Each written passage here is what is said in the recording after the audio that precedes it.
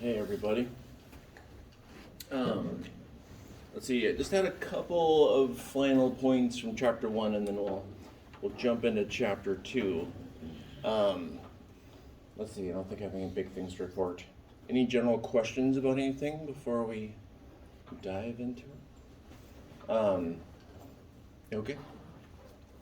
Uh, like I said, there are couple of final points.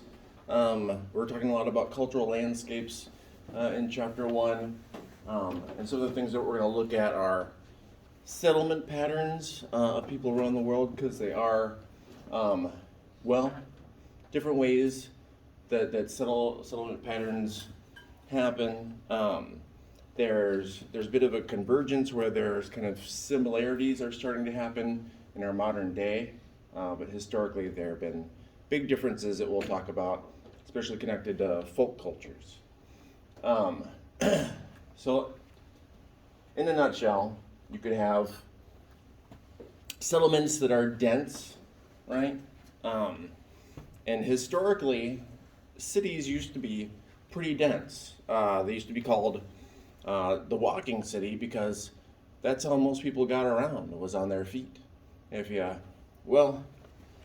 watch old movies, everyone has a horse, right? Everyone has a stagecoach. That's mostly to try to save time when it comes to storytelling, because the amounts of time that it actually took for people to travel, what seemingly today seems like very small amounts of space, would take exceedingly large amounts of time. So if you imagined that you had to do everything you needed to do on your feet, right? So where you work, where you shop, where you do any hobby, where you do anything, you gotta walk there. You could see why settlements would become really, really dense. And in fact, the term suburban, that was a bit of it would be insulting historically, because it's sub, right? The urban was the best, right? The city was where things were happening, was high tech, where money is. Suburban was people who couldn't afford to live in the central city, and so they had to do all this extra walking.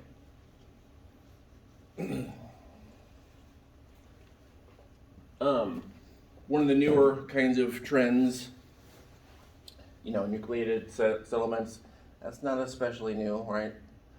Dispersed settlements, we'll actually talk a little bit about dispersed settlements in a little bit. But linear settlements, that's a much newer thing, right? That's why it's somewhat controversial, for example, when light rail was put in. It was a lot of controversy because, a lot of people who own property along the line didn't want to sell, right? Or they wanted more money than they were being offered. And that's when the controversy of, whether or not the government legally can just take property and then compensate according to whatever formula the government wants. And there was a lot of that had been done because there was a feeling that, if you're putting in light rail, the land around it will increase in value, right? Because it's easier to travel to. And of course, that's a light rail. That's a very easy way to think of linear settlements.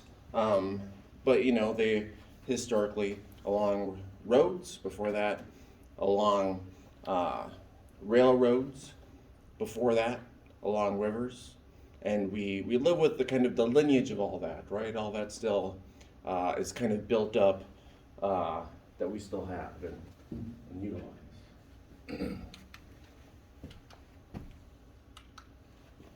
It's just not going to work.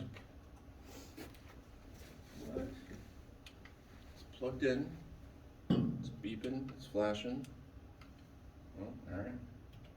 I'm going to have to manually come back here and press the forward button each time.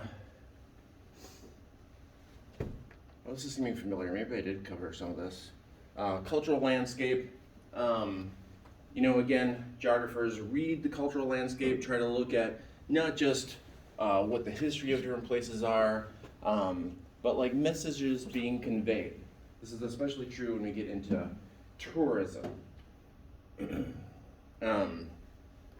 End of this chapter talks about World Heritage Sites, right? This is places that try to get an official definition of being a World Heritage Site because, well, usually that means you'll have more tourism in that area, right? It also usually means that within the country that has a World Heritage Site, they've done some amount of attempts to preserve that area for historical reasons. But it's one of the things that it's one of the things that kind of has preserved a number of folk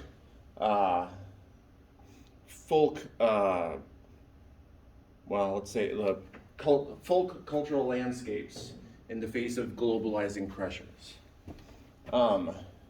So the end of this chapter talks about large-scale settlements.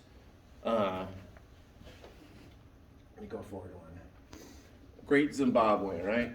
And it looks at this compared to other historical settlements. But it's pretty interesting because when it comes to ancient civilizations and kind of preserving those histories, well, places that like in Egypt along the Nile, places that are relatively dry, their cultural artifacts can be preserved for huge amounts of time. In Egypt, a lot of the best preserved ruins and whatnot were buried under sand just because of the nature of being in a desert. The sand is shifting and kind of always moving, and sand dunes will just kind of flow. So then places that were above the sands often would be looted or damaged through time. But if you dig under, there's plenty that is still there. Now, lots of ancient civilizations that are in tropical areas, well, there's a lot of weathering that happens in tropical areas, right? There's a lot of erosion and rain and vegetation, and so those tend to not last as long. But also, settlements in tropical places, specifically in this example, in the end of this chapter, sub-Saharan Africa, the populations usually did not settle in dense populations. It's kind of interesting because, well, when colonials came in and started changing basically the norms of how people lived, the norm among European countries was you live along a river, right? Because that's a source of power, source of water. That tended to not be the way that people lived in sub-Saharan Africa. And also, like I said, the density, populations tended to be more spread out. Does anyone know why that would be?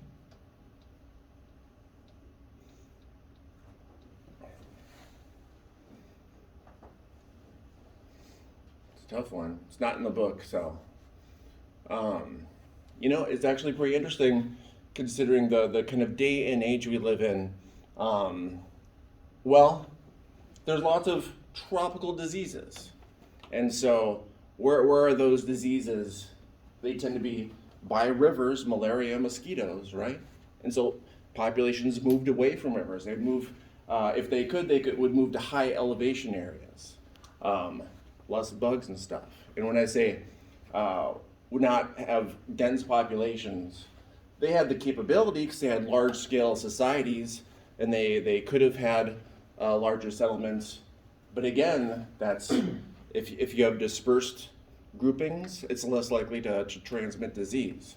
There are a number of things that the people had adapted to culturally to fight these diseases.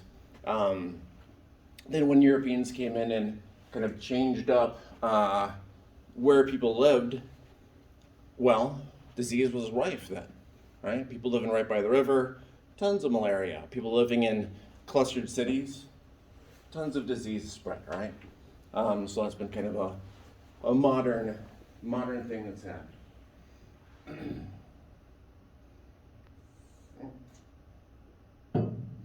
Did we do these questions in this class? I'm losing track. You guys remember working on network questions? No? All right. Well, we're not going to do these now anyway. We'll do them later. I'm just trying to. All right. Going to jump to our next chapter. Chapter 2. Chapter 2 is again talking a lot about culture, geographies of cultural difference. Well, as this quote here says, yet difference is created and reinforced by geography.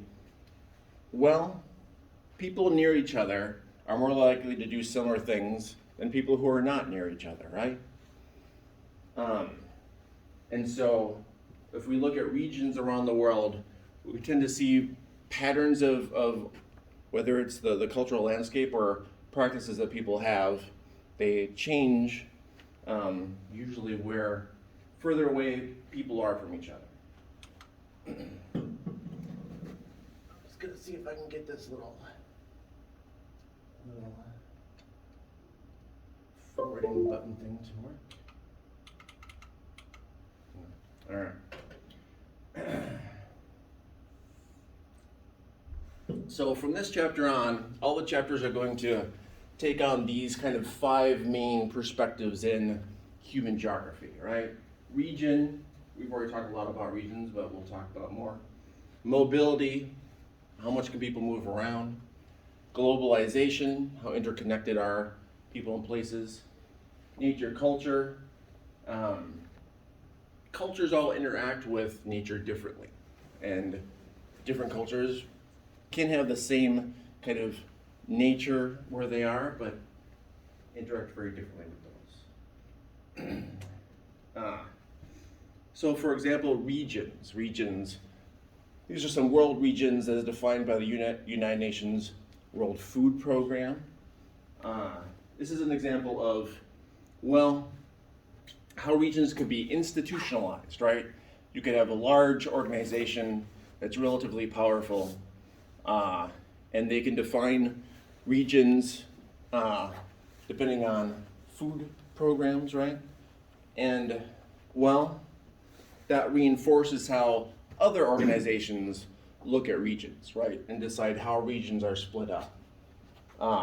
And you could have regions that are clustered together that are culturally very different, or even, for example, for this to be all defined as Europe, would argue that a good half of that map culturally has more in common with East Asia, right?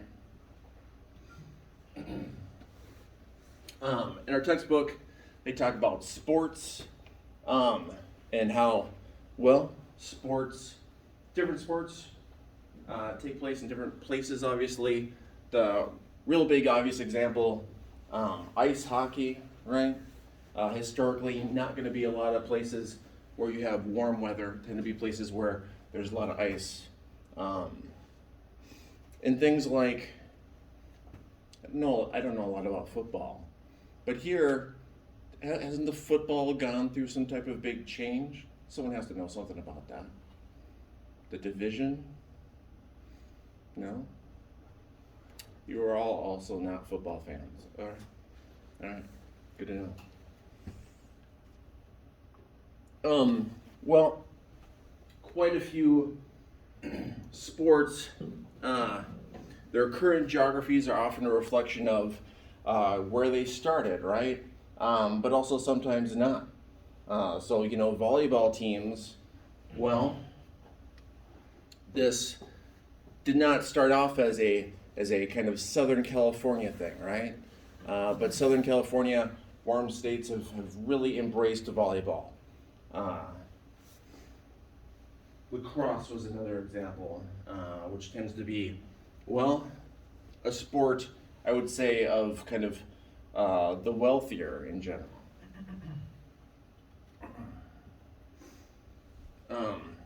One of the main cultural regions we're talking about in this chapter, indigenous cultural regions. Indigenous, not just in the United States, but around the world. Well, one common trait wherever in the world when we're talking about indigenous regions, we're usually talking about a lack of mobility, right? Usually, a history of displacement. I'm sure most of you know the history of Native Americans in the United States, displaced, forced out of many areas that they obviously originally lived in, places that are environmentally marginal, displaced also from, the national culture, right? And in lots of cases, attempted forced assimilations into those main cultures. So a couple of maps here. This one is from the textbook, and this one is one I dug up. I think I might have mentioned before that for whatever reason, this textbook author, the publisher, when they send you digital copies of images for you to use with lectures, but for some reason they only send a small percentage. So a lot of the maps and stuff that I'm going to use, I'm just going to dig up other places, and sometimes they can complement the maps we're looking at. Has anyone ever been over to Fort Snelling? Fort Snelling? That's a good place. This is a depiction of Fort Snelling from a few hundred years ago. These days, Fort Snelling, you can take the light rail there. They often have historical reenactments and stuff. And of course, originally Fort Snelling was surrounded by indigenous populations, right?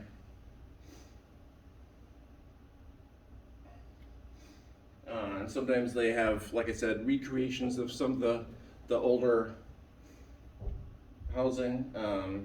I did not know until I went to these recreations that a lot of these structures they cover them with birch bark. If you go out into the woods, there's not a lot of real big birch trees around anymore, but if you find any big birch trees, the bark could peel off giant parts of bark. I already showed this one. Interestingly, there's been a changeover somewhat recently with indigenous cultural regions, meaning that, there were lands that were, through a series of treaties, populations were forced to move to. And the whole history of the treaties, I don't know if you guys have studied much Native American history, but it's interesting because, there are some things that are kind of misconceptions that people have.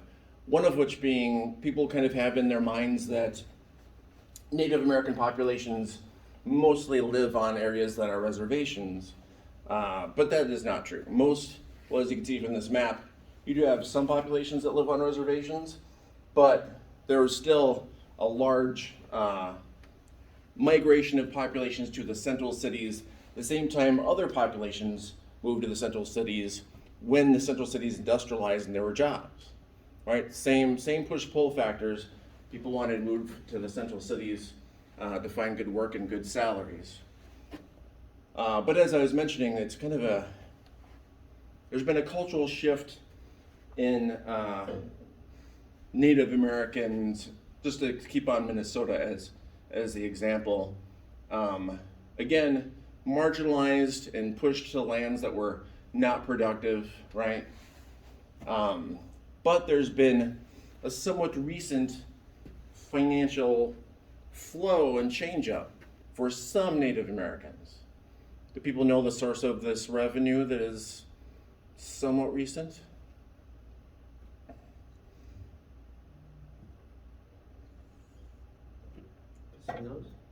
Casinos, yeah. One of the interesting things about, when you have kind of globalization pressures on cultures, pressures to kind of assimilate to whatever dominant culture there is, usually part of that forced assimilation is the money that main culture will have compared to what the subculture or indigenous culture may not have resources for. Well, what happened is there was a lot of fights in court battles by Native Americans who were saying, well, okay, if these are areas that you forced us to go to and they're not productive, but they're our own sovereign territory, well, shouldn't we be able to have whatever laws that we want? And they won those court battles. It took a really long time. And worldwide, actually, indigenous populations are very often taking back their rights through court battles because these old treaties and whatnot are still legal documents. Well, and when I say they're legal documents, there's a real crazy history about these treaties. If you've ever studied it in Minnesota and other places, like people, if you think of, I don't know, old movies, right, that show Native Americans, traditionally you'll have encounters, and if there's a negotiation, it is with someone who's a chief of a tribe, right? They're a chief. Very early representatives of the United States government who were settling these areas. Has anyone ever heard of the term a Maid chief? A Maid chief? Have you heard of it? What is? Do you know what it is? No, I've just heard it being said. Well, so there would be actual like elders and leaders of different Native American groups. But what the people who made the treaties, what they would often do is, well, let's step back in time a little bit. First, Europeans who would be coming through these areas would be people who were coming in with trade, right? Some of the main things that would be traded were metal goods. If you remember from Guns, Germs, and Steel, metal goods being kind of a revolutionary technology for lots of places. Well, when they would make those trading connections and whatnot, they would meet different indigenous people that they would trade with, and they would decide the person that they were connected to that they would be doing trade with, they would decide that they were a chief, and they would label them as a chief. And they would say, we're trading with you, and you're gonna become wealthy from it, and we've just decided that you're a representative for this group. And so, oh, by the way, this is a treaty that we want you to sign. We've decided that you're the representative, sign this, we'll give you some money. So as it sounds like it doesn't make any sense and it's crazy, because it is, right? Like, well, if I came into this room and I said, okay, I'm gonna take everyone's shoes, all right? I've decided you're the leader. Let me give you half the shoes. I'm gonna take half the shoes. Just sign a piece of paper, all right? We cool? Doesn't make any sense, right? Well, that's what will happen. That's why the whole history of these treaties and whatnot, although they're still legal documents, they very, very often weren't made with people who were actual leaders of local indigenous populations, purely for convenience of the Europeans who wanted to come in and legally take different territories.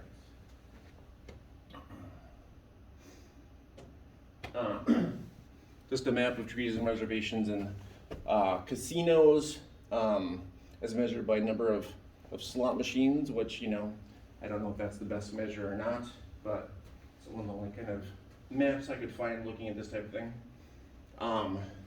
People have been to casinos? Is this a thing people do? Right? I have some relatives who work at Mystic Lake, right? Well, anyway, as I was saying, infusion of money, well, it's not really evenly geographically spread, right? There's plenty of casinos and places that people go more than other ones, right? As you can see, a little less in this area, a little more in areas that are kind of closer to some central cities.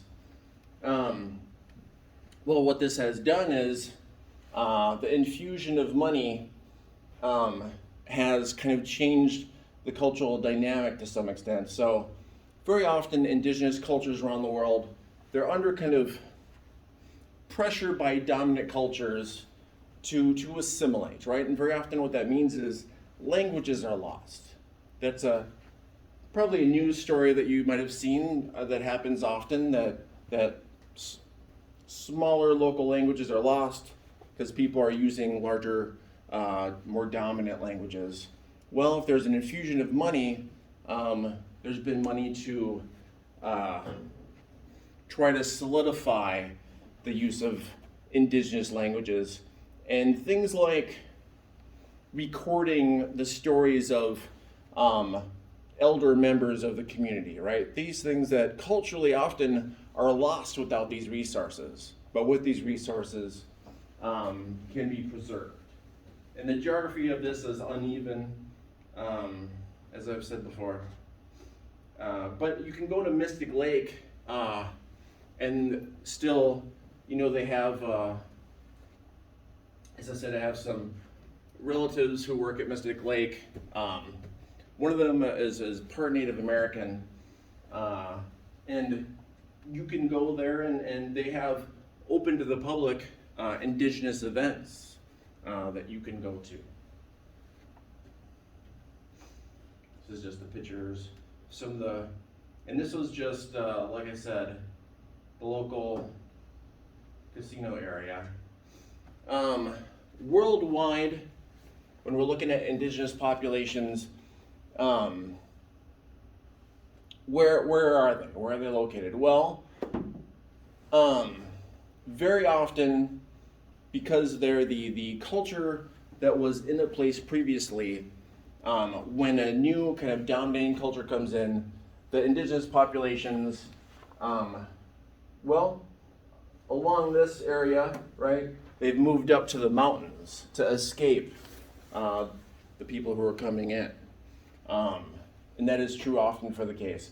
And indigenous populations, our textbook talks about, well, it talks about Native Americans, talks a little bit about Central America and the Mayans, talks some about, well, Eastern Asia, but it's interesting because, well, like people don't think about it, but like Taiwan has an indigenous population that was there before the Chinese. And Japan, oh,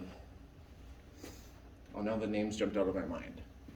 Have you ever seen like a Japanese movie where they have the Japanese mafia, Japanese gangsters? What is that name?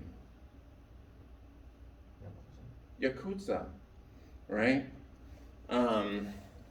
People know. Have you heard that term? Maybe movies and stuff. Well, one thing that the movies never really show is most of the members of that group. It's a indigenous ethnicity, and there's been discrimination, and that is one of the reasons why they have moved toward alternative means of financial income and support. That's another kind of common thing in indigenous cultural regions.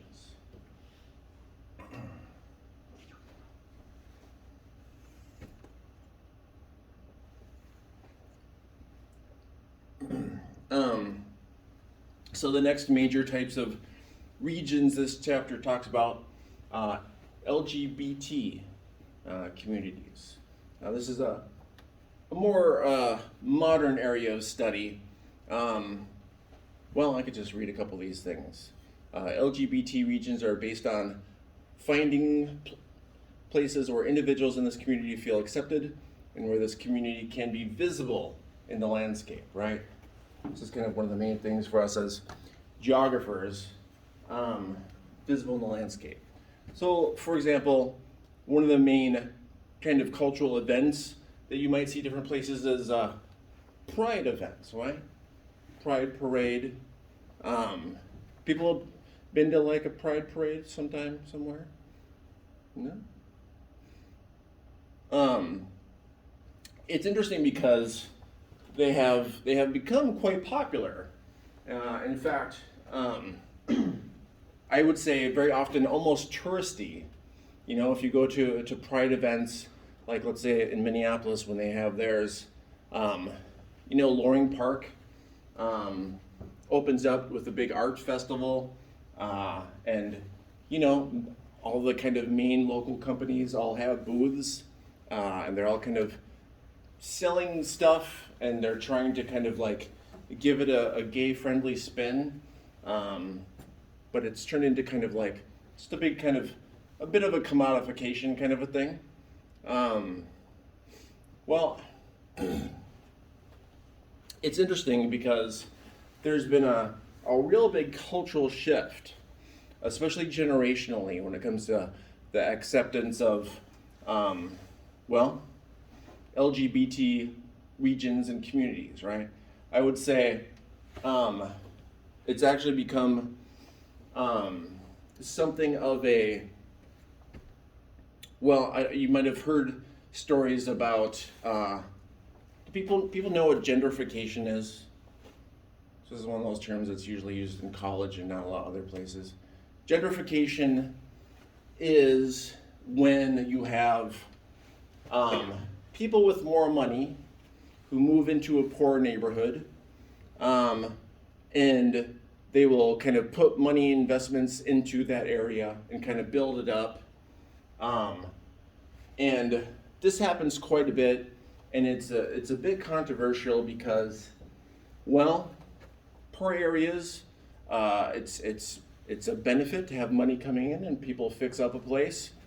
But what often happens is the reason people are doing that is to push up property values, right?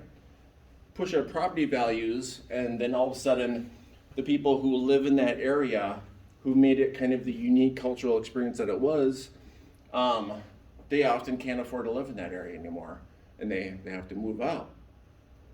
As I was mentioning, Loring Park over here in Minneapolis, where the big annual Pride event happens, well, it used to be a poorer neighborhood, but a lot of the people were priced out. And this is true in Uptown too. So like I said, it's controversial because on the one hand, you know, if places are getting a bit older and they're not being kept up, that can lead to a disinvestment by businesses and whatnot.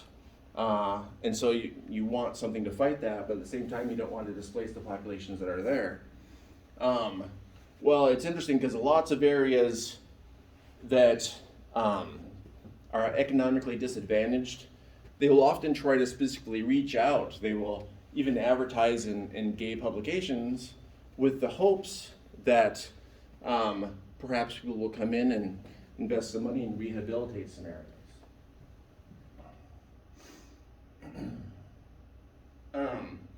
Let's see, I talked about pride a bit. Let's see.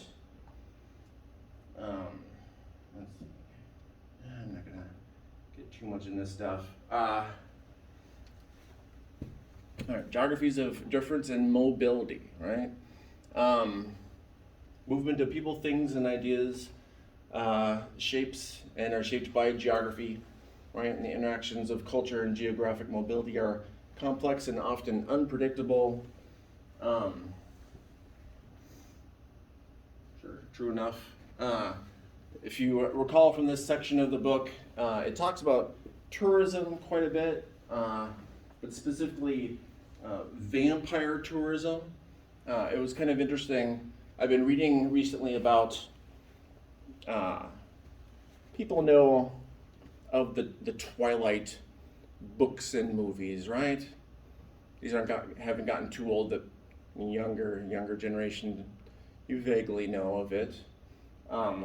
You know, there are people who go on tours of the areas that are depicted in these books and movies. You know, and obviously, you know, the events in the Twilight books and movies aren't based on real events, but they're based on real geographies and real places.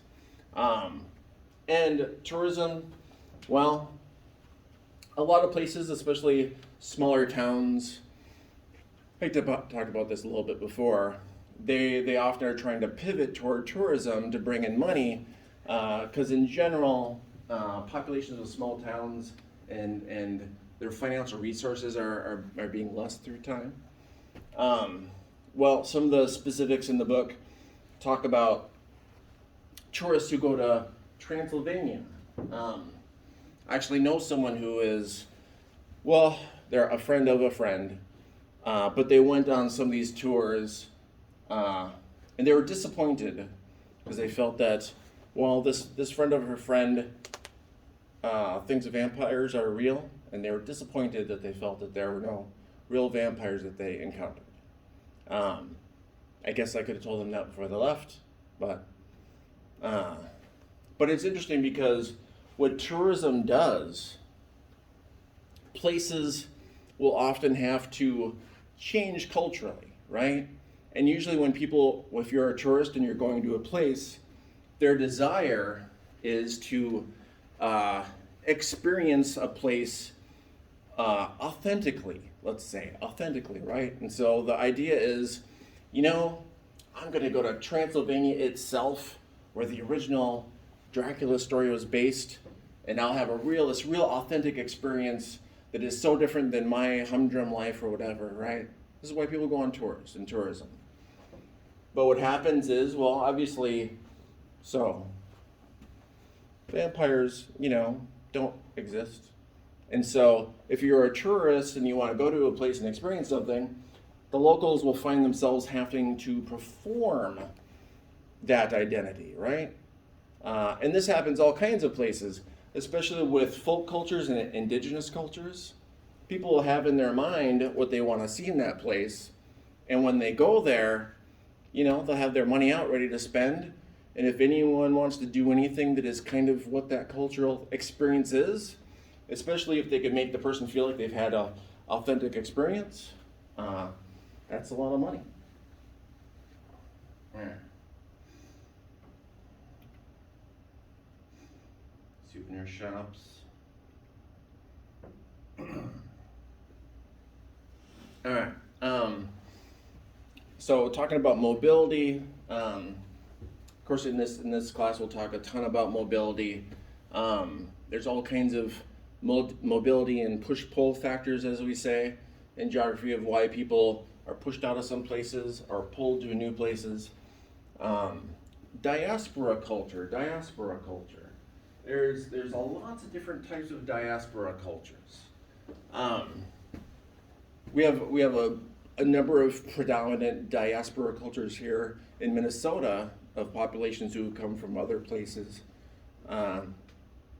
People know any of the kind of main diaspora cultures that we have represented in the Twin Cities? Yeah. The Somalian people in Minneapolis? Yeah, Somali populations. Somalia, well, actually similar to Sudan that is more specifically discussed in this chapter. A number of civil wars, a number of internal tensions, and so populations have, if they were able to, have moved elsewhere, right? Any other local diaspora cultures represented? Yeah. Hmong. Yeah. Now there is technically a larger Hmong population in California, I believe these days, but we're very close to having the largest of that diaspora culture. People know much about the history of the Hmong population? Well, the Hmong population, actually I might go back to the world map. Oops. Lost it. There we go. Well, so we have a number of different countries in this region, right? China, Vietnam, Laos, Cambodia, so on and so forth. Well, if you see these mountains here, they're mountains that are kind of like on the borders between these countries going into China and into Vietnam and all these areas. If you remember, I was talking about how you have a dominant culture that basically kind of pushes out, well, when I say basically, sometimes it's by force and sometimes it's other ways. Those populations will often go into mountains, right? That's the example I was using along Central and South America of a lot of indigenous cultures. Well, the Hmong population lived in these mountains, and they had been pushed out there. They're culturally distinctive to these different dominant populations, and they, depending on the country and the time frame, they've had all kinds of, well, severe trauma, right? During the war in Vietnam, the United States found them as allies because, well, they were both going against what at the time in place was some dominant cultural politics of communism, right? We'll talk a lot more about that kind of thing. Let's see, where were we?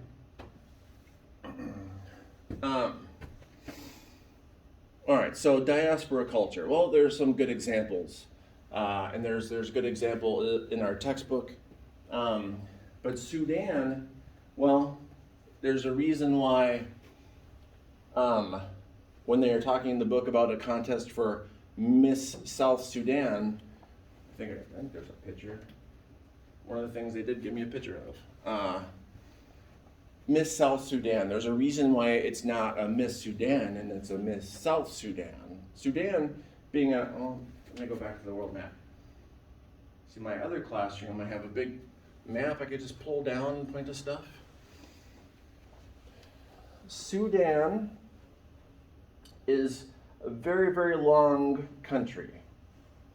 And you see this line here, that's between North and South Sudan. This was one country for a very long time. And you have multiple ethnicities, and usually in any kind of really large country, there's all kinds of different ethnicities. Because again, culture changes depending on geography and how much space there is in between each other, right?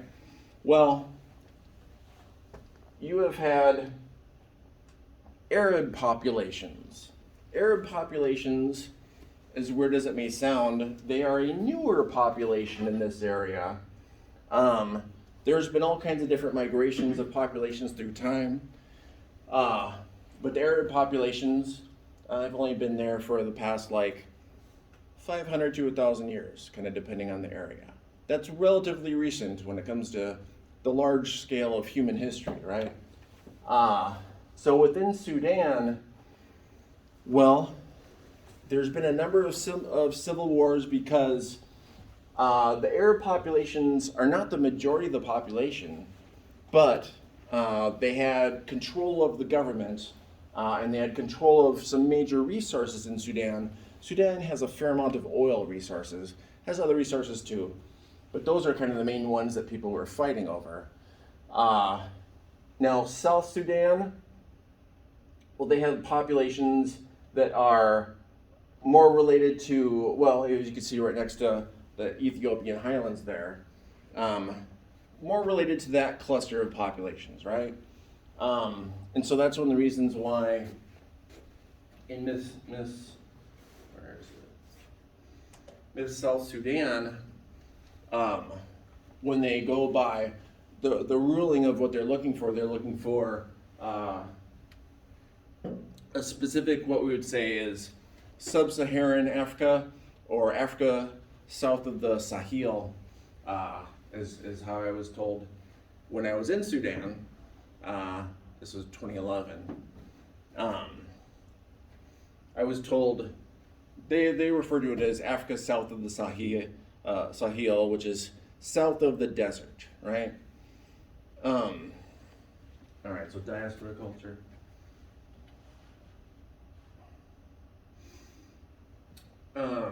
Let's see. Well, I actually do want us to I want us to think through these questions on networks that I was looking at before we jump into some more stuff.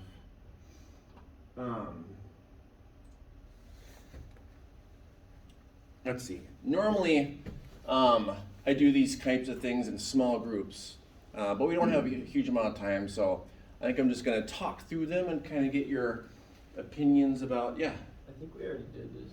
Did we do them? On Monday, yeah. We did do them, all right. I was getting blank looks, you guys.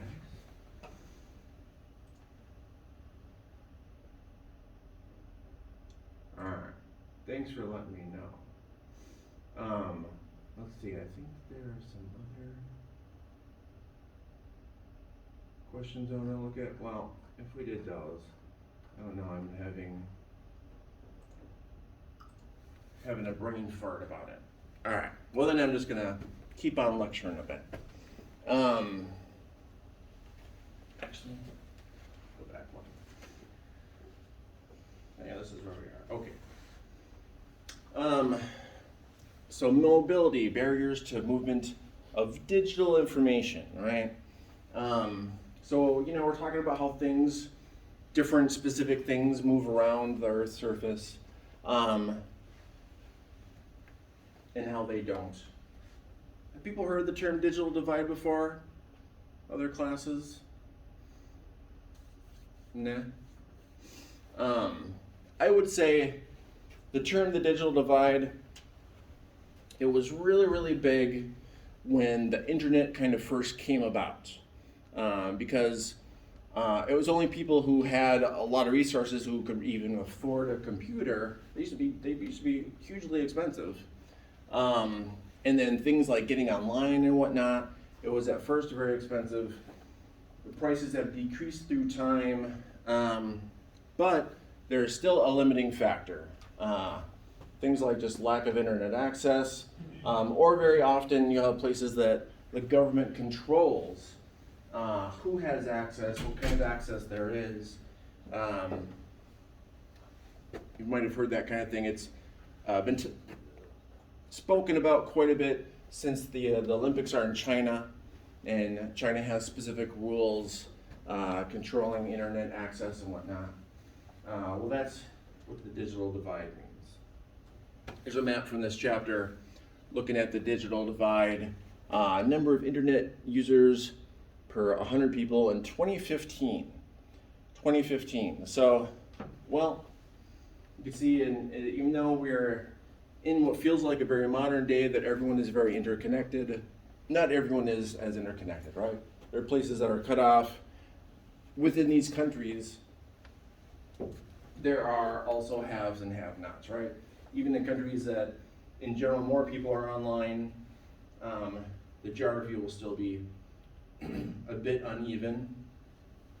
But internet connections, the internet, well, it facilitates globalization, not just economically, but culturally as well, right? It really, really interconnects people in a way that is different than ever before. So let's see. Well, not just communication, but travel too. Transportation, right? We call this the compression of time and space. And this is relative, right? Relative, because not everyone has access to these things. It tends to be people with more resources who have access to all these things. Well, and let me just say, accelerating technologies influence processes of cultural harmonization and cultures' efforts to retain their distinctive identities. Harmonization, that is like making the same, right? It's making the same. So it's kind of, if you think about assimilation, very often protests and whatnot against globalization. In the US, they're often painted in economic terms. So for example, well, consumer nationalism, right?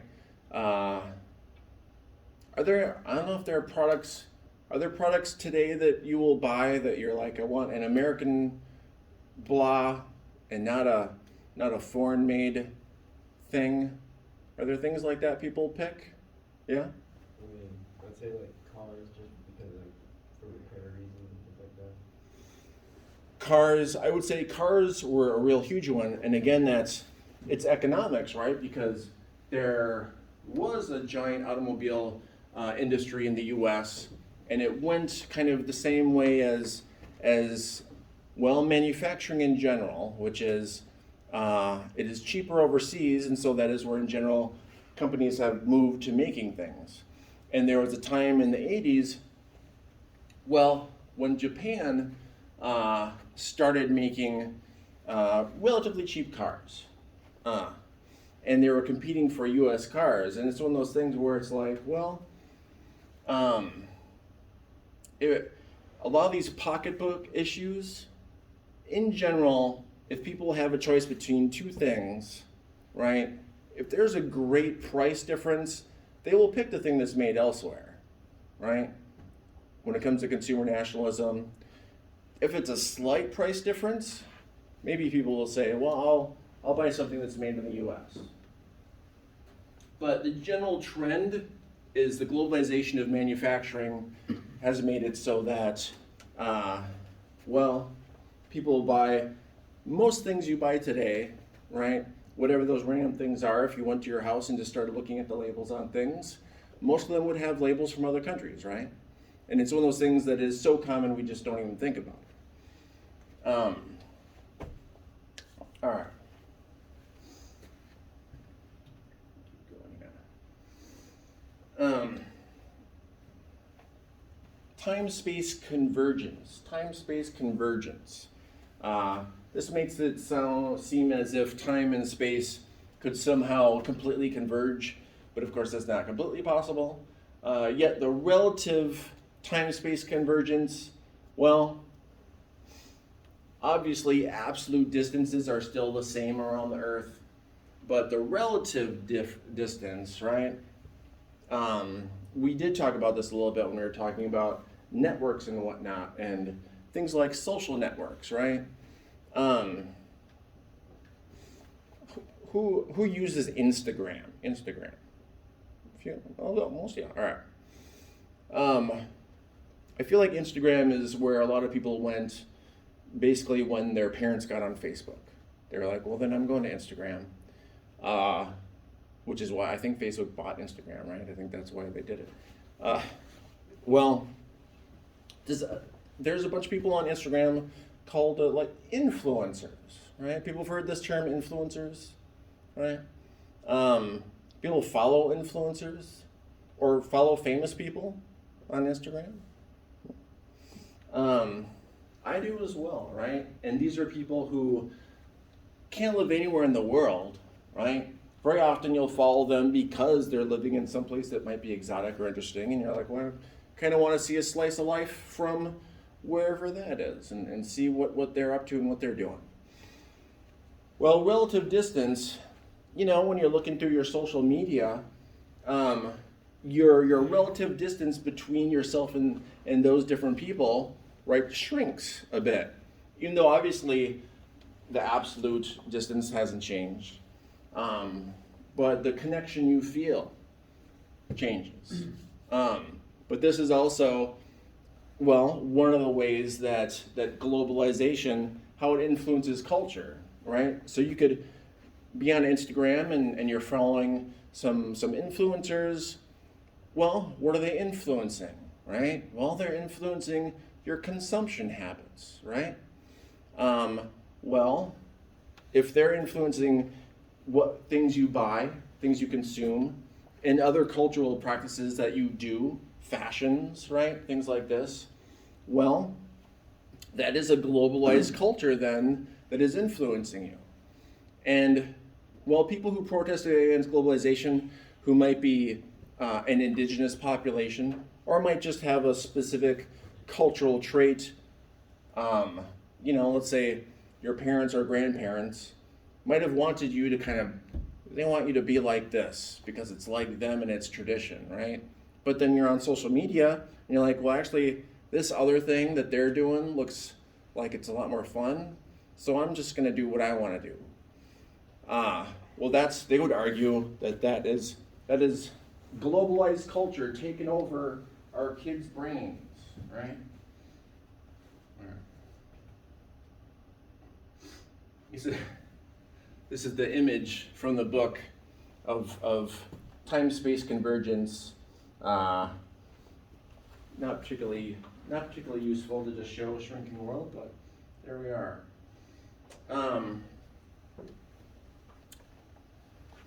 So cultural convergence.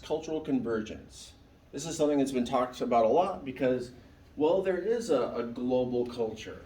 For a long time, it was called international culture, but it changed terms at some point. At some point, people wanted to start using the word global instead of international. But obviously, these are very, very similar terms, right? Well, cultural convergence. That is that kind of similarity that's happening. That is, if you go to a mall, how different is that mall that you're going to from a mall on the other side of the planet? Through time, those differences are decreasing, right? If you would have went shopping 50 years ago, place you would have went compared to a place on the other side of the earth would have been very different, right? Well, now you go and there's food from every different region, right? Stuff you're buying from every different region. Well, this chapter talks about how globalization is a site of struggle, right? Because when it comes to culture, everyone is kind of partaking in this fight, where usually individuals, they're fighting for their own identity, and there are others who are fighting for, well, they want you to adopt their identity, right? And these cultural wars and sites of struggle, they happen all the time without us even thinking about it. I mean, often it's obvious, right? Well, consumer nationalism I was just talking about. Have you guys been watching the news about the truckers in Canada? What's going on? Anyone able to give a summary? What's going on? Yeah. Aren't the ones that go like between Canada and the US just really upset because they have to get a vaccine to go to Canada Yeah. and vice versa? Yeah. And I would say even the fight about masking, right, is a bit of a, well, a bit. It's become a part of the culture wars, right? Where certain political sides have picked certain things, right? And so when we talk about cultural convergence and things kind of becoming the same and similar, well, there's all kinds of little sites of struggle where you have different groupings who are like actually don't want to be part of the dominant thing, whatever that is, right? Sites of struggle. Well, as I said, consumer nationalism is one of these things, and not just buying a thing that is locally made, but there's lots of different things that have become symbols of international culture that people are fighting against, right? And usually these are, like Coke and Pepsi, right? Usually some of these kind of like main big products, especially if they're by extremely large companies, classically let's say if you have a big company of any kind, let's say Pepsi, if you want to break into a foreign market, right, and perhaps they don't have quite as much money, and if you travel, everywhere in the world has local beverages and local sodas and stuff. Well, if you're a company that has deep pockets, you can decide, actually our product, we're just going to cut the price in this area, or we're going to take a bit of a loss, but we'll run the other ones out of business, and then we can just put the prices back up again, right? That's a classic thing that all kinds of businesses do. And in the US, that just seems like just business being business, right? But internationally, if you have a bunch of local companies, and they have distinctive local flavors that have maybe been part of your tradition, part of your actual culture for years and years and years, for generations, a lot of places want to fight back against that kind of thing, right? And they'll accuse companies of dumping. If you ever heard that term, and it's used for everything, cars, sodas, clothes, they'll accuse the company and they'll say, you're not selling it for actually how much it costs to make that thing.